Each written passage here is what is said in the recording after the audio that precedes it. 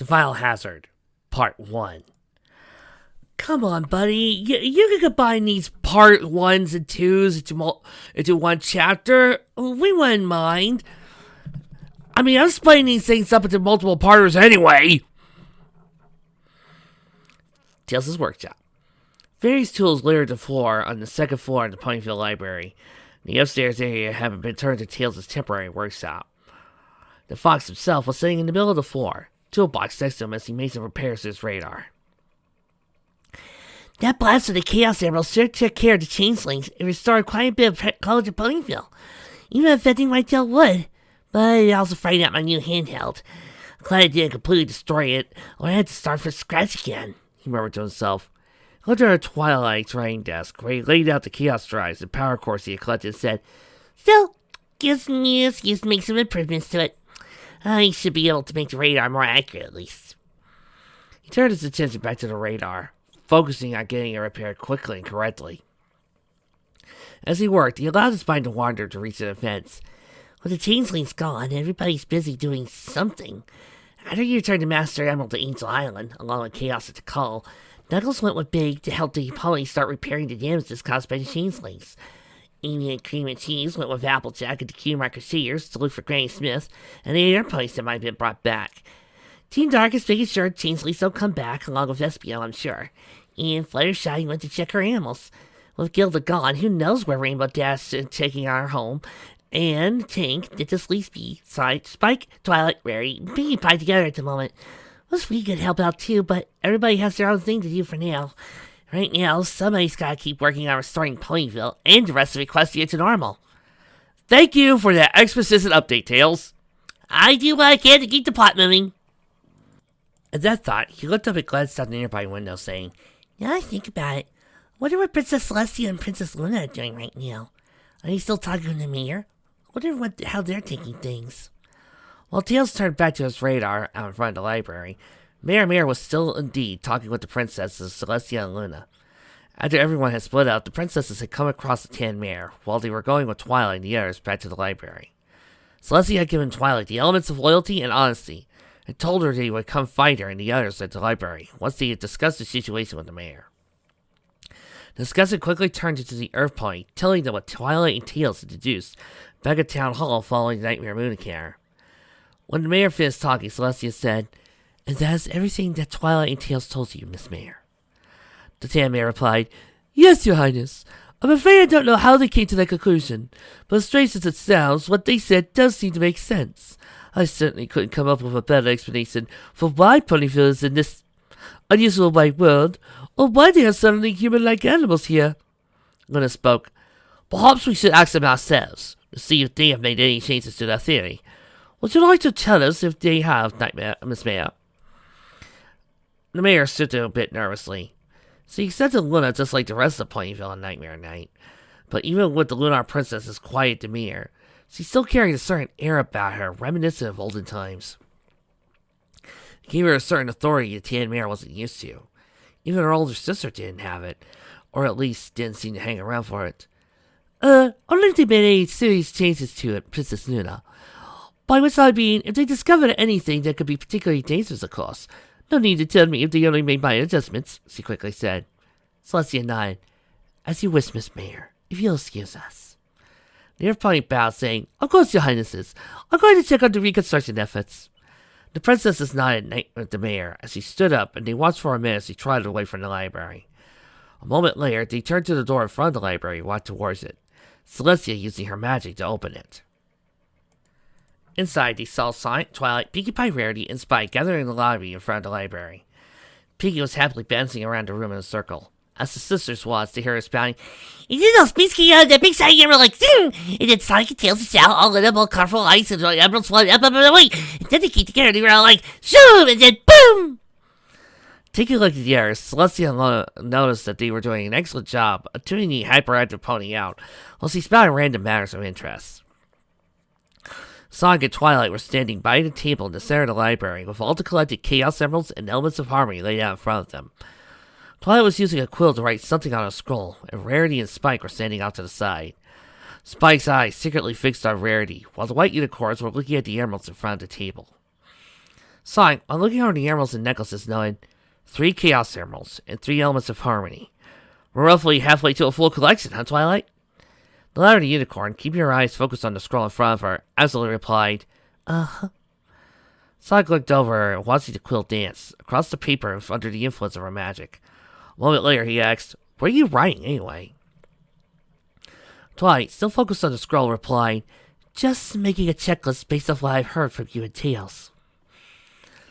Sonic leaned over to get a good look at the list he was making. At the top of the checklist, divided into 2 columns, was a list of his and Twilight's missing friends, each of them identified by a little drawing of their respective heads. She even done one for herself. Except for Blaze, Decora, Vector, Big Macintosh, Charmy, and Derpy, each of them had a little check mark on the front of their heads. Below that list were 2 more columns, one for the emeralds and one for the elements of harmony, both columns having 3 check marks in them. Twilight couldn't help but take time of her thorough list. Shaking his head, he asked, Why are you making a checklist? Twilight looked at him and smiling, she said, Well, it's just something I like to do. It helps me feel more organized. She looked past him and noticed Celestia and Luna stepping aside, Celestia pulling the door closed behind her. Oh, Princess Celestia and Princess Luna, she exclaimed. Looking back at Sonic, she murmured, could you excuse me, Sonic? I should, Sonic nodded. Sure, no problem. Twilight nodded gratefully and walked over to the 2 princesses, greeting them. Sonic watched for a second before looking back down at the table. He looked over her checklist. It seemed normal enough. He could believe it was something she did often. Looking back at the emeralds and necklaces, he thought to himself, what was it the Queen said? Something about my friends being like her friends? Was she talking about Twilight? I don't know who else she could be referring to, not Twilight or one of her friends, but Twilight mentioned her brother's wedding to me earlier. Chansley's trying to take over Caroline on her brother's wedding day. Is there a connection? He was brought back out of his thoughts when he felt a poke and looked at Spike, standing in front of him on the table. Oh, hey, Spike, what's up? Sonic asked. Spike glanced around, seeing Twilight talking with the princesses, Pinky still bouncing around the room, and Rarity keeping her distance for the time being. Seemingly satisfied, he turned back to Sonic and said, Oh, not much. I was just wondering if you had any dating advice you could share with me. Sonic raised an eyebrow. Dating advice? What makes you think I know anything about dating? Spike scratched his head and replied, Well, I thought you were holding out on me when the Chansley Queen was posing as you and had to go close with Amy. Sonic asked, And you're assuming I know anything about dating on that alone? Spike shrugged. The way Amy was acting made me wonder on me. Listening to her, thinking to have been dating for a while. You're an idiot, Spike. I'm not reading the rest of this dialogue. Spike kept prying. Well, you thought that, haven't you? Spike.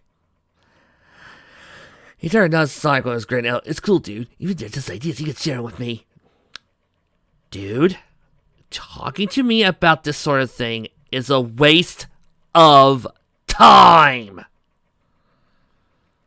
Spike looking back. Oh, come on! There's nothing wrong with 2 guys talking about that sort of thing. I won't tell anybody, I swear. Even if it turns out you really do like Amy. He looked at Sonic's face to see the same deadpan expression.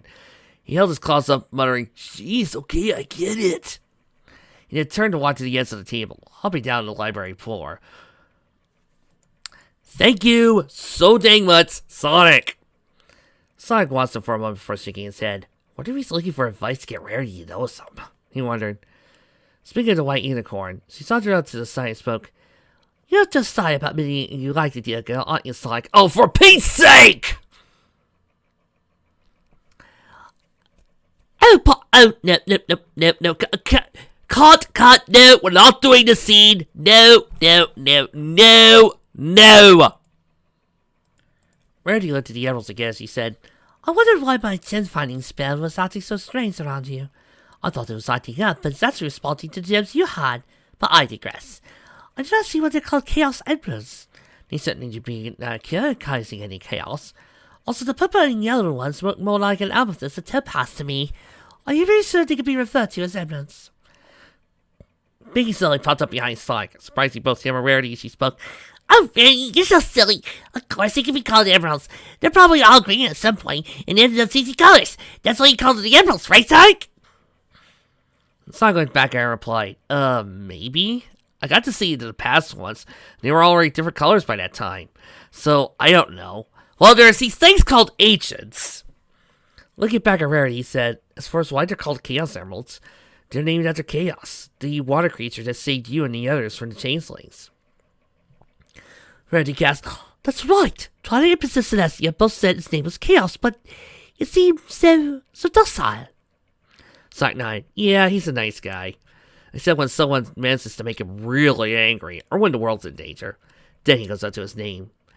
Pinky eagerly asked, no, you can be Cotton Candy Clouds and Ring Chocolate Nook, because that's what Discard did that I really liked.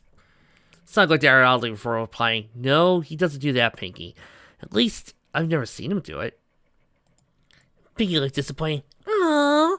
She then asked, well, you Sonic, you know what these emeralds are? Can you make Cotton Candy Clouds? Sonic shrugged.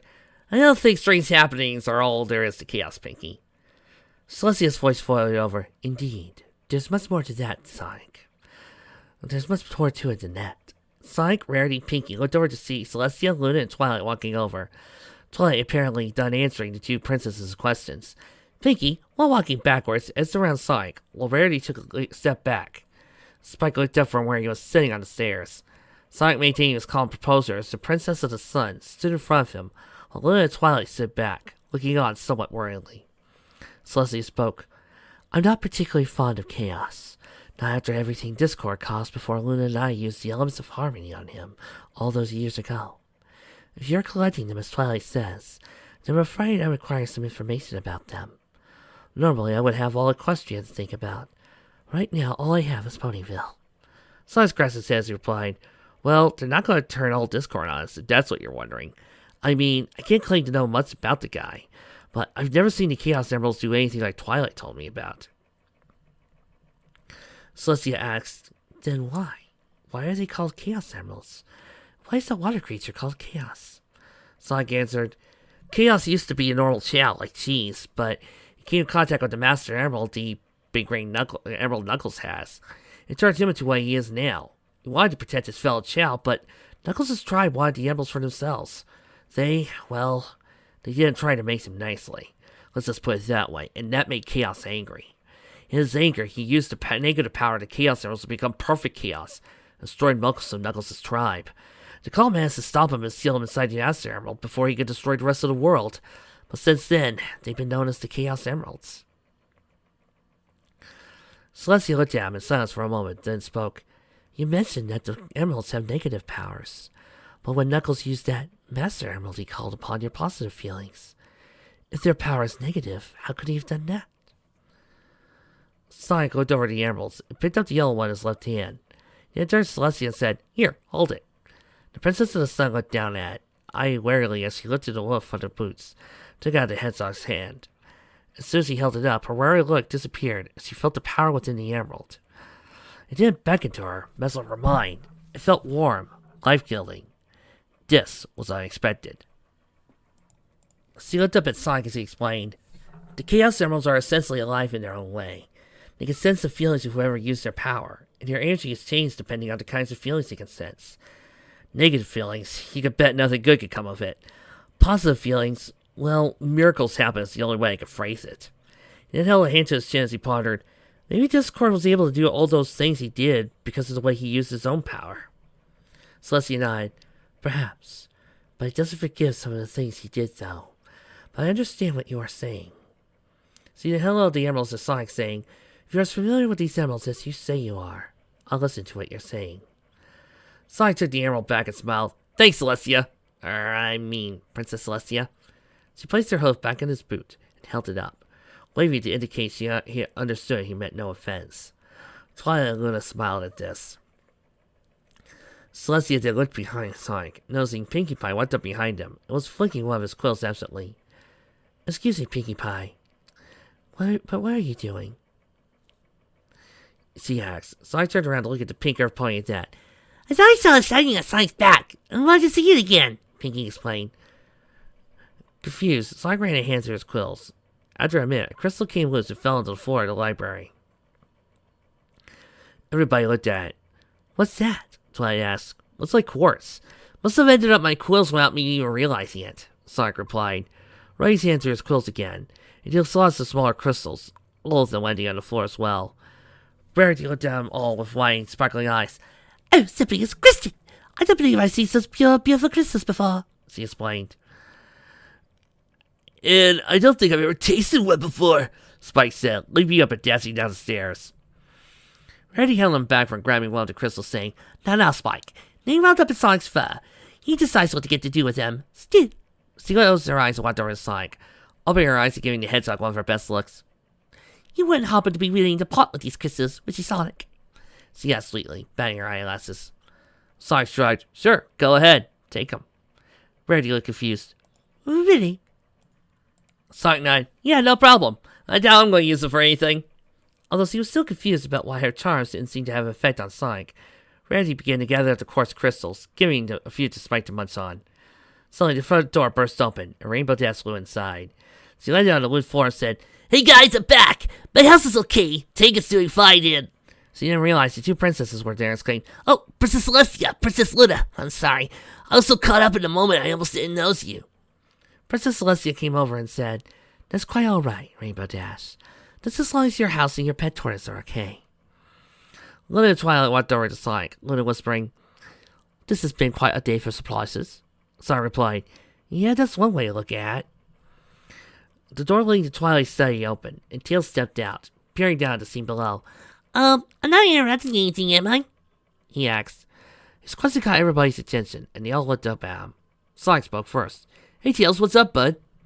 As the fox started to come down the stairs, Twilight asked, Were you able to fix your radar? Tails, as he reached to the bottom of the stair, answered, Yeah, I managed to get working again thanks to all those parts I picked up. I was also able to add a few things to it. Sonic grinned. Can you play Tetris on it now? Tails gave him an odd look, but smiled. Not yet, still working on that. And then held his radar in his left hand and said, But I did make the screen speaker, added the map of Ponyville and surrounding areas, and improved the radar's ability to pinpoint the location of portals. He then held it up in front of his face and turned it on. A few seconds later, he spoke, Hey, look at this! Sonic, Twilight, Rainbow, Celestia, and Luna came over, looking at the fox's shoulders, or Rainbow's case over his head, and the dual screens. The bottom screen was displaying all sorts of numbers that were rapidly cycling, while the top screen displayed a detailed map of Ponyville. And they soon all noticed a blocking dot in the corner, Luna asking, What is that? Tails replied, That should be where the next portal has appeared. With the improvements I made, I should have a frequency soon. Rainbow asked, Hey Twilight, isn't that the spot where we want the meteor shower from? Twilight looked at the spot carefully for a moment before replying, I think you're right, Rainbow. That looks like the same hill. Princess Celestia looked at Tails and asked, What is this frequency you mentioned, Tails? What do you need it for? While watching the number cycle, Tails replied, Well, each portal we came across leads to a specific location set at a specific point in time. With the frequencies, we can pinpoint their locations and know when new ones have opened up, so we're not running around aimlessly looking for them. Celestia nodded. I see. I could see how that wouldn't be easy to do, especially now with all the ponies being brought back. Tails looked up at her and replied, That's right, Princess. A sudden beeping caught his attention, and he looked at the bottom of the screens of the radar to see the frequency had been recording. Got it! Huh? As he spoke, both screens suddenly went black. What happened? Twilight asked. I think you might have a bug or two to work out, Tails, Sonic noted. The fox looked up and replied, Yeah, that might be because I replaced the old power unit with those chaos strikes I picked up. Or maybe something else needs to replace. Luna asked, What could we do? Tails rubbed his head as he answered, Don't know. I'll need to open up again and see if I can find the problem. Rainbow asked, Well, at least it told us where the new portal is. We should check it out. Twilight asked, Yeah, but what about the radar? Tails tried, Guess I'll be sending this one out to fix it. Sonic asked, You sure, buddy? Tails nodded at him. Yeah, it'll save us a lot of time, and once I know what the problem is, it should be easy to fix. Besides, I'm sure you guys will be able to handle whatever's on the other side of that portal without me. Rainbow said, Probably not, but it's not going to be the same without you, you know? Tails smiled. Hey, it's not like I'm dropping out for good, Rainbow. I'll be back in it with you guys before long. You should get going. Rarity spoke. But I will talk to Featherside and not back yet. We can't leave without them at least knowing where we're going. Sonic stepped away from Tails and leaned back against the table in the center of the room. Resting his elbows on it, Rainbow landed next to him. Yeah, I guess you have a point, Rarity. We can't just leave them hanging, he said. Princess Celestia, who stepped back along her sister, spoke up a few moments. I have an idea. Everybody looked at her at that. She continued, I am curious to see where these portals lead. So Luna and I will go with Sonic and Rainbow Dash to investigate. Trixie? Yes? Get the anti-god spray! On it! What did I tell you to about stepping in where you ain't wanted? Even Sonic was surprised to hear this. The hedgehog was standing up straight and asking, What? Celestia smiled at him. What? After having faced down the changelings, you don't think we'd be able to help? Sonic replied, No! I already know a princess who knows how to defend herself. I just didn't know you were so forward, princess. Luna looked at Celestia and said, Sister, are you mad? I understand that. As rulers, we don't get out often, but traveling through time and space was not exactly high on my list of things I do on a day off. Celestia looked at her and replied, Luna, I understand why you're worried. But as rulers, we have to be ready to manage a crisis when it appears. And Twilight was right. Our world and Sonic's world have both been caught up in the crisis. And the only way to resolve it completely is we all come together. I'm sure Sonic and his friends can fill us in. Perhaps we could understand better if we experienced what Twilight and her friends have been doing with Sonic so far for us tough. Whew! And Sonic's already gone. Luna gave her sister a hard look for a minute before relenting. Well, when you put it that way. Reggie replied, Princess, what's that eye, Pinkie Pie, Twilight, and Spike to you? Spike looked up when he heard his name, bits of course sticking out of his mouth. Celestia looked down for a moment before saying, Spike may know whatever he wishes for now. Would this be useless? As for Twilight, I believe she could most certainly help Tails with his repairs in some way. Tails looked at the Labrador Unicorn and said, Sure! I will definitely go faster if someone was willing to stay behind and help. Twilight looked down for a moment, thinking before she looked back up at the fox and replied, Okay, I'll help. Although I'm not sure my magic will be able to help you here. When we were fixing those devices, the only thing I really did was charge them up. I'm not sure how I could control my magic for precise work with machinery. Pinkie Pie piped up, Machine work? Hang on. She slipped over to one of the bookcases and grabbed a book with her teeth before slipping back over where she had been standing, throwing the book in Twilight's direction. Funky control! A unicorn's guide to managing magic and machinery, she stated proudly.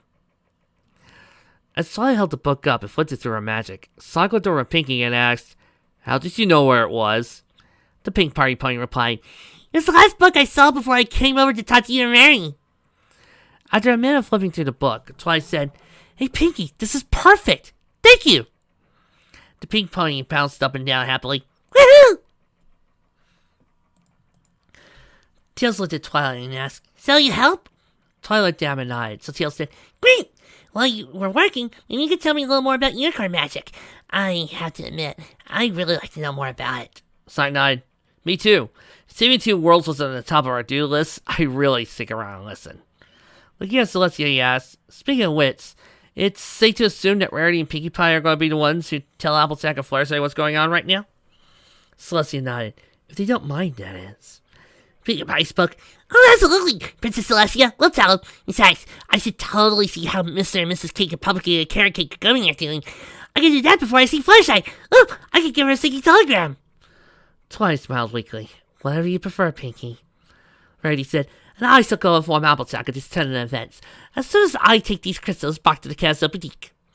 Seeing and Pinkie started for the door, but Rarity stopped part way and looked back before saying, Oh, before we go, when we're done, we'll all be over at Sweet Apple Acres.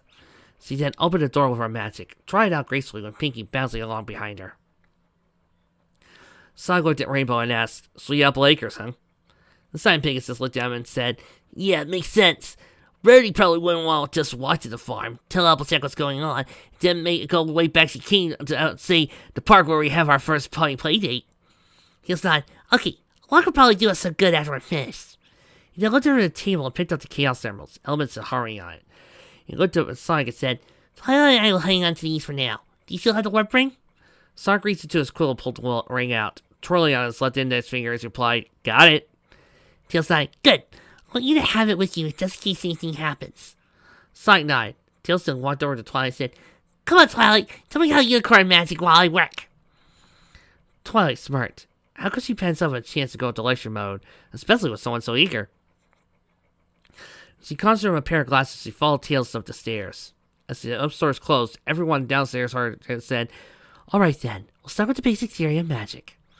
Rainbow Dash rolled her eyes and smiled. "Eggheads." Sonic shrugged. "Yeah, what you gonna do?" He put the warp ring away and asked, "So, do you happen to know where this hill is?" Rainbow nodded. "You bet! Follow me!" She then cantered towards the library's still open front door. Sonic and the princesses following behind her. As she stepped out, Luna used her magic to quietly close the door. Spike, still sitting on the floor for a minute, looked upstairs. Twilight's voice carrying someone through the closed window door. He then glanced down at the quartz crystals in his claws and on the floor before shrugging. "Well, the princess said I could do whatever I want right now, so..." He proceeded to toss the crystal up, gasping in his mouth and crunching noisily, his eyes closed in bliss.